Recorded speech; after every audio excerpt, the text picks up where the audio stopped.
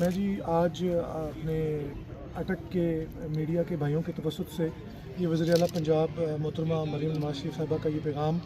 اٹک کی تمام عوام کو دینا چاہتا ہوں کہ جن لوگوں نے بھی اپنی پراپرٹیز رینٹ آؤٹ کی ہوئی ہیں انلیگل افغانس کو،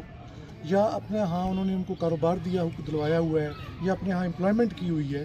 تو ان کے خلاف ہم پہلے بھی بہت سخت کریک ڈاؤن کر رہے ہیں، اور آج کے بعد تو ان کے خلاف امیجیٹ FIR درج ہو جائے گی۔ ان تمام مکان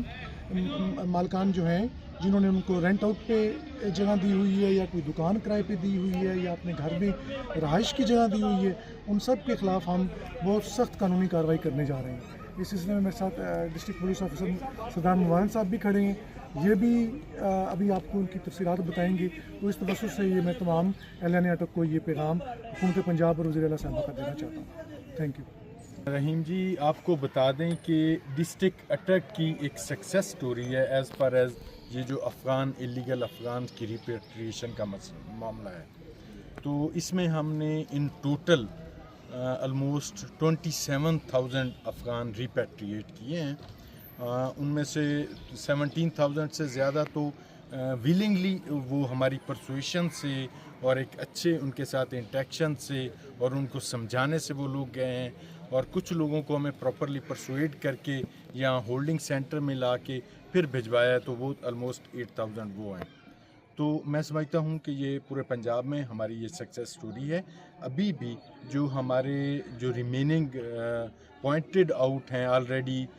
ہمیں پتہ ہے آئیڈینٹیفائڈ ہیں افغان، ان کے اگینسٹ یہ ہمارا یہ چل رہا ہے۔ ہم ان کو پرسویڈ کر رہے ہیں، سمجھا رہے ہیں، بتا رہے ہیں کہ جی آپ اس پروسیس میں، ریپیٹریشن کے پروسیس میں تعاون کریں۔ تو جیسے ڈی سی صاحب فرما رہے تھے کہ ہمارے جو یہاں کی لوکل کمیونٹی ہے، اس میں ان کے ساتھ جو بزنس میں شامل ہیں، بزنس پارٹنر ہیں، یا انہوں نے گھر کرائے پہ دے رکھے ہیں، تو ان کو ہم یہ بتانا چاہتے ہیں کہ وہ یہ چیز یہ ختم کریں۔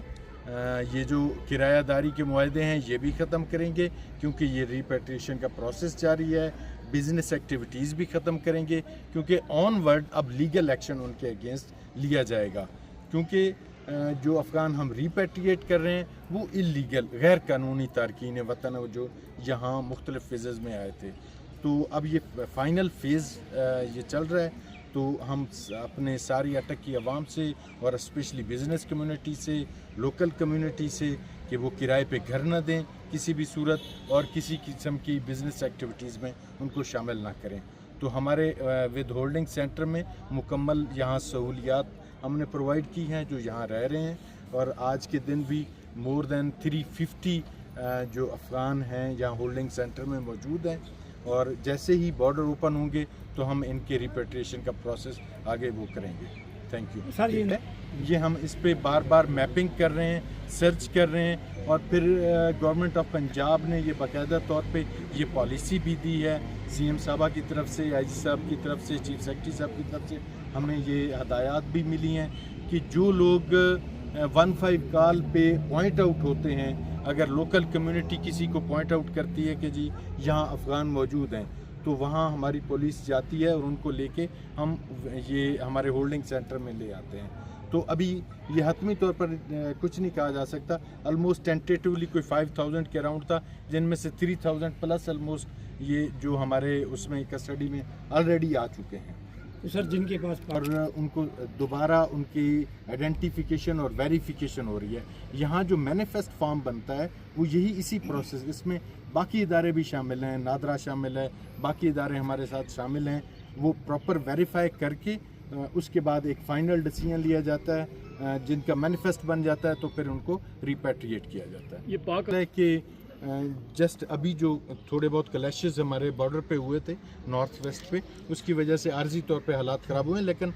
ٹرکی کے اندر استنبول میں ہماری گورنمنٹ لیول پہ جو ہماری چل رہی ہیں، بات چیت چل رہی ہے، مذاکرات چل رہے ہیں، تو حالات بہت جلد بہتر ہو جائیں گے۔ سر، یہ سینٹر اب اس کو ہم کنسٹرکٹ کر رہے ہیں اور اس کی سہولیات بہتر کر رہے ہیں۔